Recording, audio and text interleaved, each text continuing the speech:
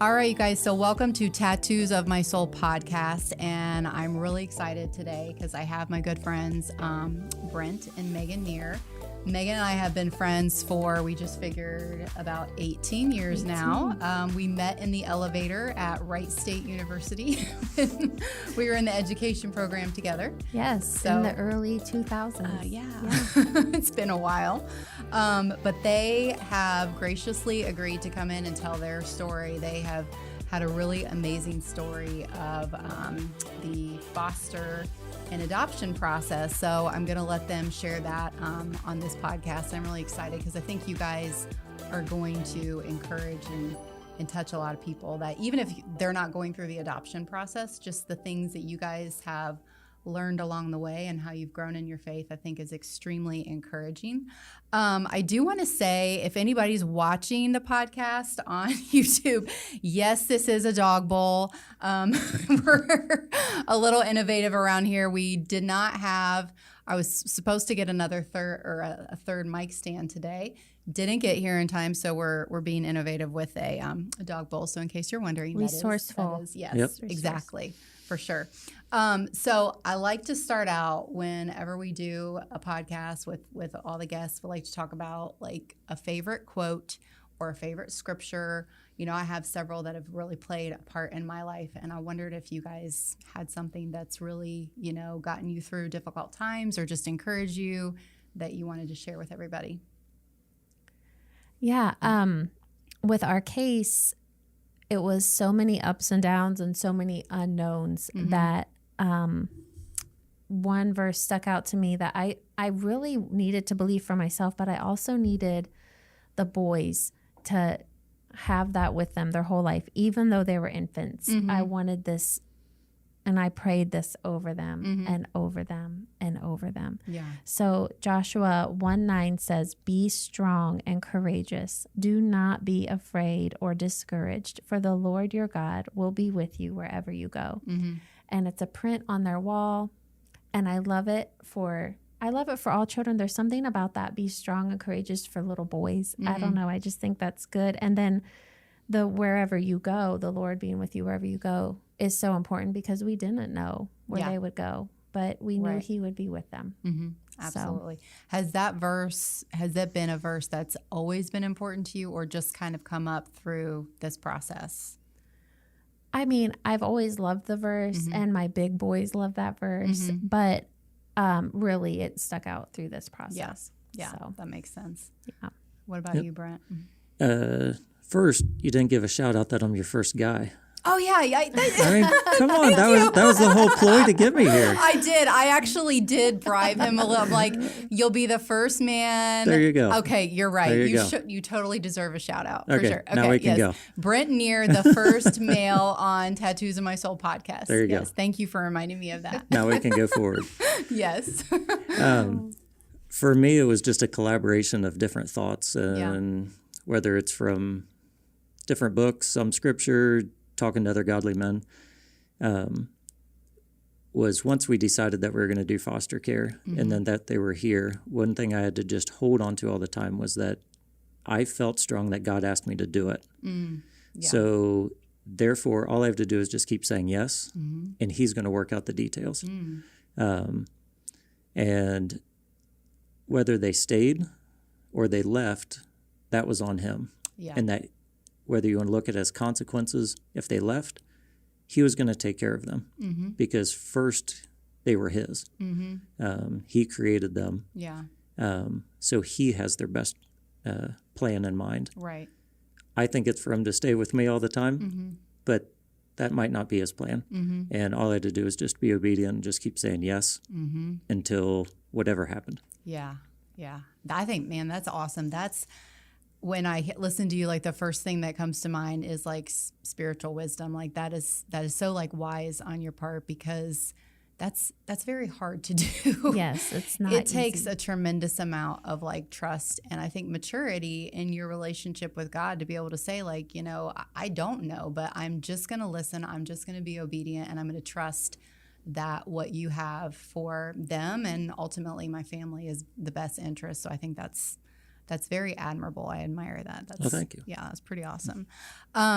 So just before we get started, because we're going to be talking about adoption and the foster process today with you guys, I just wanted to highlight a few statistics because I was not aware of this, but before you guys came in, I was looking up the statistics for adoption, and it said 1.5 million kids in the U.S. are adopted. So that's 1 out of every 50 children. 140,000 children per year in the USA are adopted, and 69,000 children and teenagers are in foster care right now, which says one thing to me, people like you guys are so needed because there's a lot of kids out there that need happy, healthy homes, Yes. And so I think if anybody's out there listening, maybe they're contemplating foster care or adoption, this is a sign that you are needed for sure. And it is not just married couples. Single people can do this. Empty nesters would be awesome for teenagers, Right. It can be, your life does not have to look a certain way to do foster care. Yeah, that's awesome. That's an awesome point. Tell me, I know you guys started in 2019. You got licensed to become foster parents at that point. Can you share kind of what led you guys to even say, hey, we're going to do this? Yeah, so it does take a long time to get, certified to be foster parents. So we really started the process in 2018. Okay. It's a ton of paperwork. It's a ton of all that. But to go back, I guess we both really felt heavily just tugged on to do this for a long time.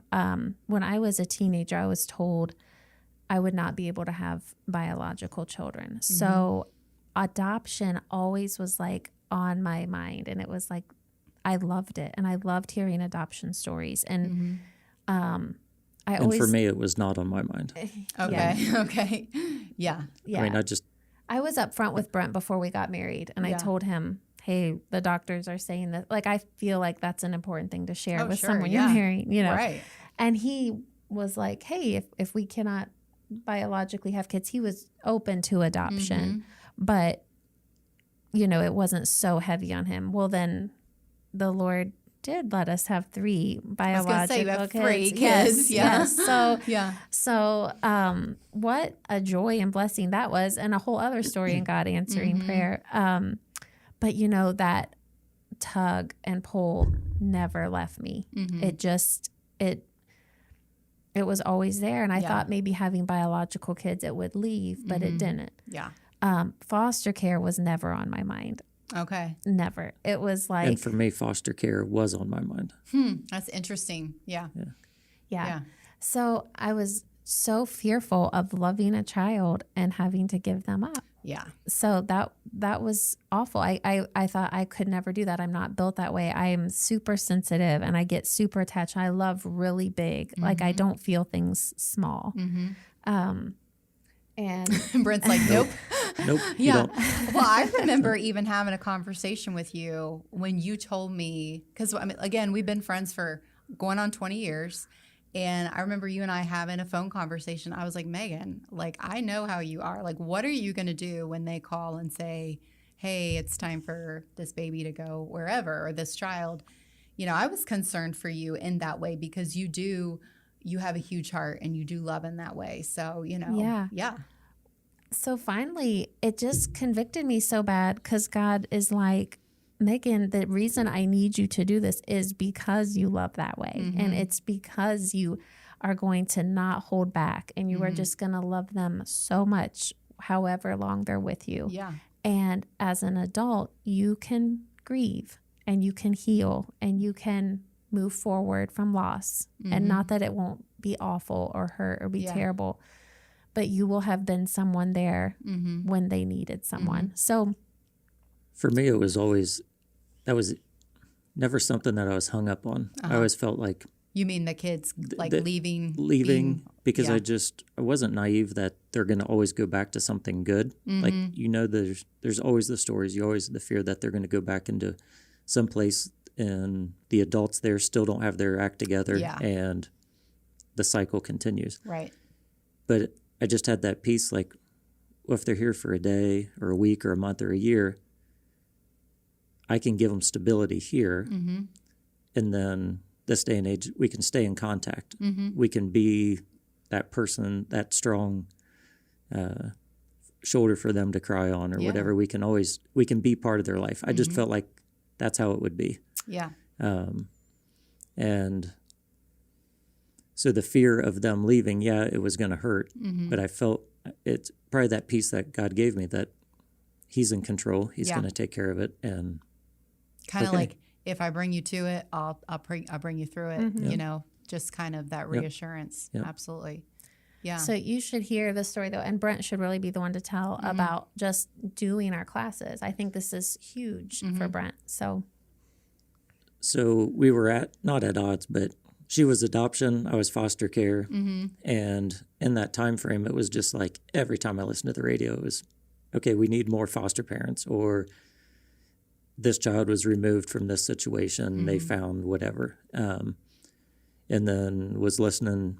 I wanted to find it, but I'm not a big reader, so I listened to it on a CD, but it was Francis Chan, Crazy Love. Okay. And there's a point in there where he just says, like, talking about, like, to Megan's point, like, if you don't do it, who's going to? Mm-hmm. And so it was kind of like, okay, hands are up. We're going to do this. Mm-hmm. I told her, excuse me, that go ahead, let's sign up. Let's see what's entailed. And then we find out that for 7 weeks, you have to go to classes on Saturday. Yeah. They're only offered spring and fall. Which is your Molly busiest hasn't time. said, I'm a farmer. Yes, I was going to say, go ahead and say. So spring and fall, farm with my family. Like, how's this going to go down? So we just kind of pick, and I'm thinking, okay, spring is kind of a sprint. Fall harvest is a marathon. So let's try to do it in the spring. So every Saturday for 7 weeks, we were supposed to have classes. And it either rained on Thursday night or Friday. So there was nothing going on in the field on Saturday. Yeah. There was one time we got out of class about the time planters started rolling in the field. But all 7 weeks. All 7 weeks. That's pretty amazing. So I'm not sure how they feel about, like, that we got those rains. But, I mean, to me, it was just God, like, I've got this. Yeah. I'll work out every detail. You're worried about the details. Yeah. We'll this isn't a big deal. And he'll take care of every excuse. You know what I mean? That was my excuse. Yeah. Like, I can't do classes then. But he took care of the excuse. Like, here, I'm going to let you. Let me show you. Let me roll up my sleeves. Yeah. All right. Exactly. And we were just talking about how bossy Jesus is. Like, he'll be like, you're going to do it. I have never thought of, he is kind of bossy. I mean, if he wants you to do something, he's going to take all of the excuses and, hindrances. Continue to pursue. Yeah. And he does pursue our hearts. Oh my gosh. Yeah, absolutely. So you guys do the classes. Then, like, what is? Because I remember talking to you, and it was a very lengthy and we felt like process. It took forever to get licensed. Yeah, that is not a short process. And then you get licensed, and you're like, you think you're just going to get a call that day, right? So you're just like, every day I'd like wait for this call, and I'd picture these little perfect dumplings that we would get, right. And it wouldn't be like that, but we would just wait. And I thought, oh, our kids are so on board. Like, I feel like we're a good family. Why aren't we getting a call? And we did get a call for a respite care, which let us meet the sweetest people and dip our toe in the water a little bit. And that was... Which I would say, as if somebody's on the fence, respite care is just the people that are giving the foster care parents, you give them a break. Okay. And it could be something like, hey, we need a break. Yeah. Like, or it could be something as simple as they're going on family vacation and they've already had it planned. And the birth parents say, no, that kid can't leave Ohio. Yeah. Or they say no. So then the family can still go. So all you're doing is allowing that. Yeah, that's a wonderful relieving option them a little for bit. People. So we've thought, like, even just now, like, I could do respite. I can't do another kid. that I could do respite. So you could still provide, like you can say, hey, I don't want to do the long term. I don't want to do them leaving. You can still do the respite. Yeah. Because it can be a weekend or a week. Right. And so there's a lot of different options for people if they're interested. If you don't want to go all in on foster. Yeah. You mentioned, so you guys do have 3 other kids. Yes. How, and I know your kids are amazing children, and you guys have done an awesome job. Megan and I were pregnant twice together. Yep. Yes. with our oldest and our youngest. Yes. And so our kids go to school together and have grown up together, but my goodness. Good buds. Yes. Good buds. Yes. They you guys are got good well kids. loved. But how did your kids respond when you guys said, hey, this is what mom and dad are thinking about doing? Like, what was that like for them? I would say initial reaction, immediately all in. I mean, they were like, kids need help, we're in. Wow, you know, that's awesome. They were Our about youngest it. wasn't quite sure about sharing his toys. Yes. Yeah. At the When time, we had but- our home study, the social worker interviewed the children. Yeah. And he told her, you know, Like, do I have to share my toys? I'll Yeah, have what them. exactly does this mean? I'll have them, but I'm not sure I'm going to share with them. And Yeah. I'm like, I'm not sure we'll get a placement now. Like, I don't really know. Right. But they've been great. But I do want to say it's hard. It's hard on families. It changes the dynamic of the whole family. So we have been really thankful for friends who invite them over for a sleepover and give them a little break because you know, it's a lot to have added 2 more kiddos to your family. Right. And well, because your kids are a good bit older. And now the boys are younger. Yep. You know, how old are the boys now? They're 2. 2. Yeah. So you've got an age difference. So you guys are essentially starting over. Yes. Yeah. Yeah. And we can touch on that as we get through the story a little bit because I do think that plays another part in it. But Yeah. A thought came to my mind remembering talking about kids and how they handle it. There was a point in this where Megan and I were like, we're done. Like, I don't think we can go forward. Like, we couldn't do it again. We thought that they were leaving. You mean once you had we had a boys? placement, and they did leave for a short period of time, and Yeah. then we were told multiple times, we'll get to all that, but that they were leaving, pack them up, they're going, and we thought we can't do this, we're done. And our oldest was basically called us out and said, I didn't picture you guys as quitters. Wow. It's like the moment of truth. Yeah, she said, if there's kids and they need us. Yeah, nothing's changed. Yeah. You told us that kids need it, Yeah. so why are you quitting? And we're like, I think she used the words, why are you going to let a bunch of grumpy adults keep you from bringing in more kids? Yeah, So- kids have a way of like speaking. They don't have that filter, especially. I know you're oldest. She's like just going to say it. Yes, that's what I love about her, though. You know, she like speaks her mind. So, yeah, that's pretty. You know, like that's a moment of truth, though, when your kids are saying, "Hey, you know, you guys said that you were going to do this, and now it's getting tough because." Obviously, you're getting attached emotionally, and your heart is hurting. You know, and it's there's hard. that too. I mean, they were on the couches crying. Yeah. At one point when they left. So tell everybody about like that whole process because you guys have gone through.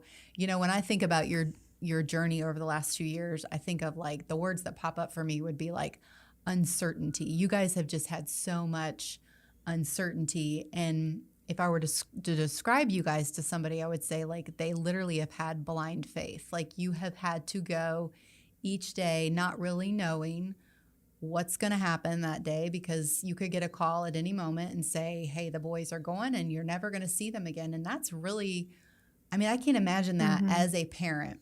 You spend You know, a year and a half tucking them investing in, in them, and this could be the last time I tuck them in bed. Right. You know what I mean? Right. Every moment is like, is this the last day? So Is how do this- you deal with that? Because that's hard. We'll just we got a call and they were newborns and we brought them home from the hospital and we were told, hey, this looks like it's going to go straight to adoption. And quickly after that, the story changed and hey, it may not go this way. There's, you know, just a different plan for them, maybe. And Just because of circumstances with their family and everything. bio family Yeah. and all that. Yeah.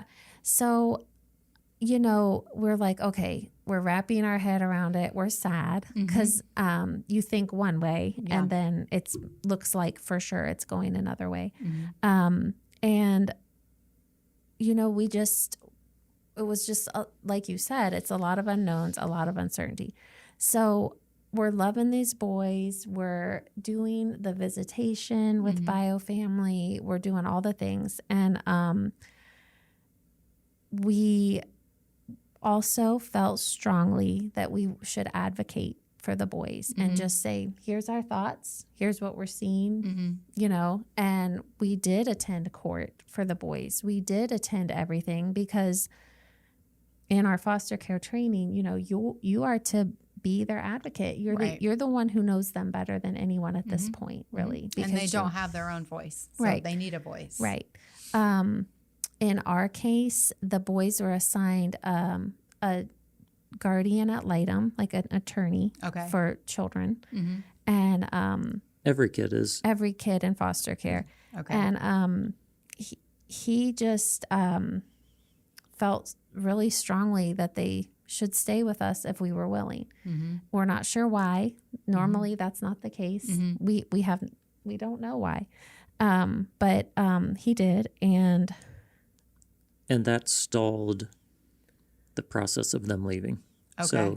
So as they're trying to figure out where the boys are going to be placed, because it's supposed to be short term, when he kind of said, no, I think they need to stay there. I think we need to look deeper into this. I mean, the courts just kind of said, okay, they can stay. And it really showed us that, children's services has to be for kin or reunification 100% of the time. And Brent and I should say we are 100% for reunification. Yeah. If it's appropriate and if it's in the best interest of the child. We will advocate for that. We believe in the birth parents' rights. So I don't want to sit on here and say that we don't. We absolutely do. In fact, we were super excited to work with birth parents if we got the opportunity. And we have been given that opportunity. Yeah, I want to ask you about that in a minute, for sure. That's great. But no human hand can stop what God wants to do. And so even though this is what the law says, or this is what typically happens, or this is unheard of, well, I mean, God has his own way and his own plan. And he says, this is the way I'm doing it. This is the way I'm working it out. So that's one thing that was a big testament to us. At one point during the case, the twins had to leave our home. We, without saying too much, something happened to them. It was out of our control, but because of the way the law is, they had to go into another foster care home while there was an investigation done. At the hospital that night, Brent and I are obviously beside ourselves. This is a position that many foster families find themselves in, but you don't think you will find yourself in. And it's not really talked about in training. Never. To me, I think there needs to be a whole day on like how to prepare for this. So I'm leaving, and we had driven separately to the hospital, so we had to part ways to get home. And I'm leaving, and I'm in an elevator, and I am full on sobbing. I mean, there is nothing being held back. I'm sobbing as I'm walking. Everyone is looking at me. I guess why you're sobbing. So we had taken one of them to the hospital. Yeah. And we thought okay, we're going to get this figured out. We're just going to take them home. Well, you weren't expecting. You don't know. Yeah. One of the kids was hurt, and you can't tell. They can't figure out where they got hurt. Yep. And we said not here. They said not there. And I understand the law. We want to put the kid back in the safe home. Sure. So they got to do an investigation, find out where the safe home is. Yeah. Get it 100%. But we thought they'd just go back home with us until they figured that out. We had no clue. So basically, they're like, within 24 hours, wasn't even that long, they were like, well, I'm sorry, you have to leave them here. So we're in the hospital at Children's and had to just walk out. And how old are they by this time? 4 months. 4 months. So you have to leave A 4-month-old. 4-month-old. Did you leave both of them or Yep. both of them? Yep. Yeah. Yeah. 4-month-old babies that have been in your care since they were 4 days old. Yeah. So we had no clue that we were leaving them. Yeah. And then all of a sudden you're like, just let you know they're going to a different foster home. I can easily say we've been through hard things. We've both been through hard things. That was the hardest thing I've ever been through. Okay. Sorry to interrupt. So that's No, why you're that's crying in the elevator. No, that's Yes. good to that's good to So understand for sure. I'm wrecked. I mean, I'm a mess, and I mean visibly. And I'm on the elevator sobbing, and on comes a woman, and she has a little girl with her, and I mean, not a word is spoken. She wraps me up in her arms, and her face and her mouth is by my ear, and she's like, Jeremiah 29:11, for I know the plans I have for you, declares the Lord, plans to give you hope and a future. And I'm telling you what, she was an angel that day, and I'll never forget her coat and her hair. And she just encouraged my heart so much that day. And I mean, you know, it's just how God puts people in your life, like right at the moment you need them. And what an encouragement. And we know we're driving home to tell our biological kids they're leaving. We're packing all their things. They're going to this other family. Meanwhile, God places them in another foster home who are Christians and text me all the time pictures and how they're doing. And lived right across from some of our friends. So who are updating us on how the kids, I mean, so like we were so worried about the kind of place they'd be in, and it was another wonderful home and wonderful people. And so even though it was terrible and hard and we couldn't wait to get them back, he was providing for them then. And it was just so many little things like that. Yeah. And then once we got them back shortly after, they were really with us a lot. They still had a lot of visitation to do, and COVID hit. So then all visitation stopped, and we're doing video visits. And I mean, at that time, God used the being at home for us to grow over texting really close and really healing with birth mom. And what a gift that has been, because we think she is just about the sweetest thing. Which is unheard of, you know, for you guys to have that kind of relationship. I mean, I've even met the birth mom at coffee shop. That's right. Seriously, like it's just unheard of that you have that. But I think that speaks of you guys so highly. I mean, your hearts, you know, just the kind of people that you are. I mean, you're literally Jesus. You're walking, you know, talking, living Jesus the way that we're called to. And I think that just shows the kind of people that you are. That whole relationship is because of Megan. Because, like, well, Megan does have a way with people. I mean, we all know that. I love people. But no, for me, it's like, it's not that I'm vindictive, but I'm like, tough love. Like, you're saying all this stuff about us, blah, blah, blah. Like, not kind of like the heck with you. Just sure. And I never saw the healing side of it, or that they would be different than that. Yeah. And Megan just kept saying every time I wanted to fire a text back, or they would post something on Facebook, I wanted to have her reply something onto that page. And she's just like, we got to show grace. Yeah. Like, they have to see Jesus through us, because they're not seeing it anywhere else. Yeah. And like, they don't know better or whatever. I mean, maybe that's not the way to say it, but she just, every time, you got to show grace. An opportunity. Like, I think I had stuff written, and she's like, no, we can't. And so since she kept showing grace, I think they're just like, wait a second. They didn't jump on board like everybody else would have, and she told me that. Bash me as a bad mom or something. She said, even in the worst things I've sent you, because she didn't always love us. Yeah. And she said, you never shot back at me. You never said anything bad about me. You were always patient. She said, I still kept the gift you brought me in the hospital when you came to meet me. And that's also rare. Most people don't go meet them, but I was like, I got to meet her and tell her that they're going to be safe and loved. Right. So so we have become good friends, and just being able to text with her and be able to tell the boys, hey, your birth mom is safe and she's doing so good and she loves you so much. And she knew she couldn't take care of you. So she wrote the best letter to the judge and said, I want them here in this home, and you're going to know her, and she will be invited to your things. Yeah. And she will know our people, and we will know her people. And we just are so glad that she's a part of our family too. And Yeah, because you guys, like, don't you guys do, like, get-togethers and you do, like, birthday parties? yeah, And I mean, she came to their birthday party Yeah. this summer. And not only that, but about 11 other of their bio family members were able to come, siblings. They've got a big and- family. Yeah, they have a big family. But what a joy that has been. Yeah. And that is only God.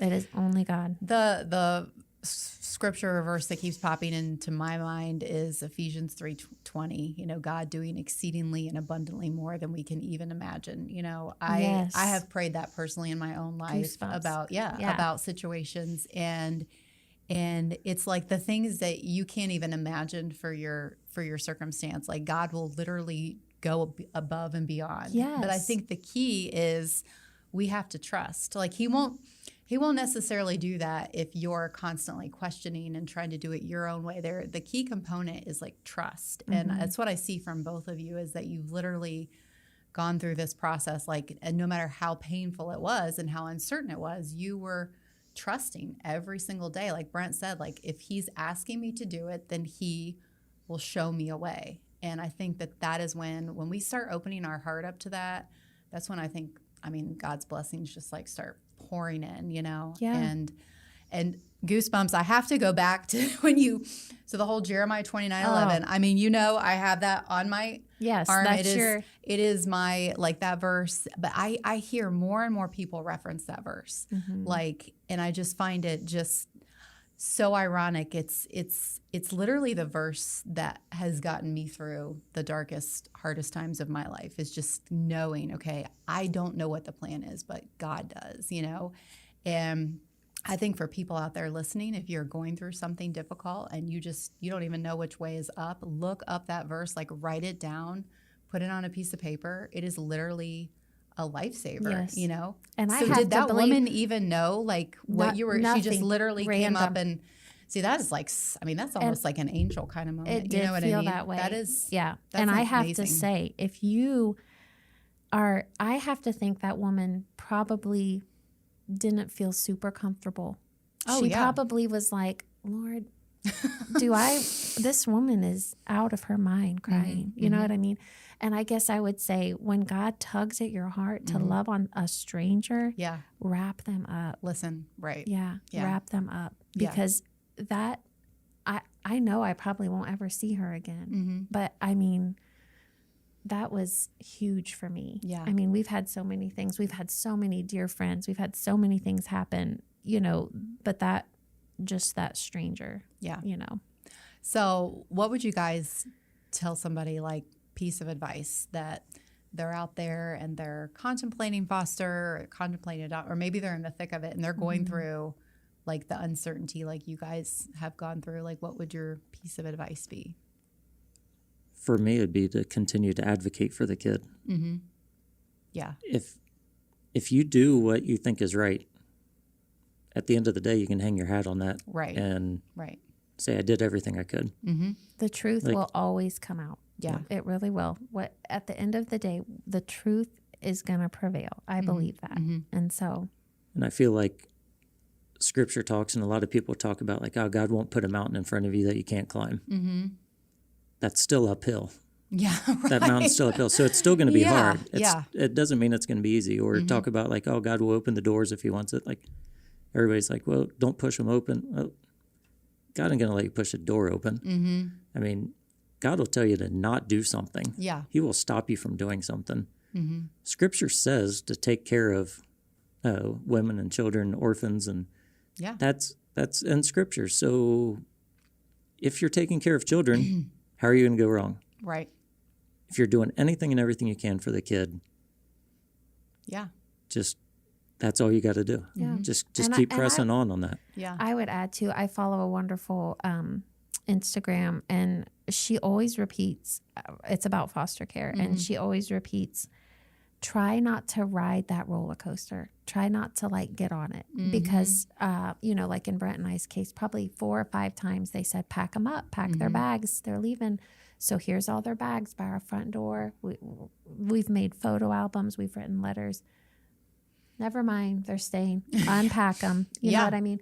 Try to not let the phone calls and the uncertainty, it's hard. It's easier said than done, but try not to get on that visits roller that get coaster. canceled. Yes, like, I'm going to have to, you know, just keep trusting. Yeah. Keep trusting. I feel like that piece of advice is good for life in general. Yeah, yes. Try to, you know, because we have so many things. I mean, just I'm dramatic.